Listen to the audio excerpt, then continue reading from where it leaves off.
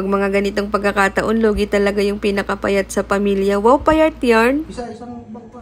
Kain mo yan, boy. Paano ka bababa? Dumalaw nga pala kami kay Kuya sa Taguig para alalahanin yung anibersaryo ng pagkamatay niya. Kaso nakalimutan ko naman paano bumaba. Hindi ganyan kasi iba. Dito ka. Yung pag umakyat ka, baliktad. Yan. Yan. Alala, yan. Oh, upo. Oh, yan, upo. Yan. Hindi ka pwedeng umarap kasi hindi ka na makakayan. O baka umano yung chinelas mo, ha.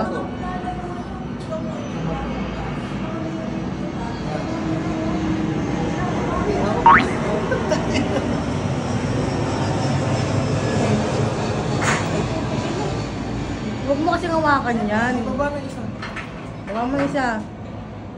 Buti na lang magaling mag-contractor tong mga kapatid ko. Mag-apply na kaya kayo sa DPWH para bumili tayo ng escalator dito. Pero bago daw sila mag-apply, makikikain daw muna kami dito kila Tito. Dito rin kasi sila sa Taguig. Tapos sa sagap namin, nagluto sila ng balbakwa saka itong, ano ba to? Kalderetang itik. Oo, ayun, kalderetang itik saka balbakwa. Bibihira lang kasi kami makatikim ng ganito kasarap na luto. Kaya ayan, pumesto na ako sa lamesa para magsandok ng sobra. Tapos isa-sharon ko na lang to mamaya. Tuwing napunta nga kami dito kila Tito Dario, madalas silang nagluluto ng itik saka ng balbakwa. Hindi naman kami nag-request ng kambing, pero bakit may ulo ng kambing dito? Ay, si Foreman pala yun. Pinwesto ko na nga tong cellphone ko dito malapit sa lamesa para makita ko kung sino yung pinakamalakas kumain. Mahiyain muna ako for today's video, kaya konti lang muna yung sasandokin ko, tapos babalik na lang ako mamaya sa lamesa para wala nang nakatingin. Kunwari lang naman mahina kumain, pero nakailang balik din naman ako dyan. Grabe yung kalderetang itik, ulam pa lang amoy na, makakalimutan mo yung cellphone mo, naiwan mo pala sa lamesa. Na-excited kasi ako kumain dahil sa amoy ng ulam, kaya nakalimutan ko may cellphone pala ako. Masyado namang napaghahalatan na gutom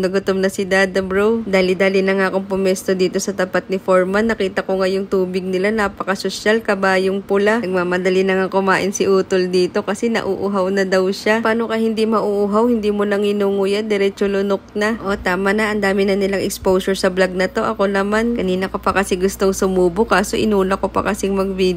Ganyan talaga, content creator. Kung hindi ako mag-video, wala akong ma-upload ngayon. Kaya madalas tiis gutom talaga. Grabe, napakasarap talaga nung itik. Sigurado mapapasyaron talaga ako nito mamaya. Sunod ko naman titikman tong balbakwa. Parang gelatin na yung lambot nung ano ba to? Taba ba to o balat? Solid nung lambot niya, natutunaw na nga sa ngala-ngala. Yung texture niya para siyang para siyang gelatin na may konting high blood. Hanggang dito na lang muna, ikakat ko muna to at baka makita niyo marami yung nakain ko at baka pagalitan niyo na naman ako. O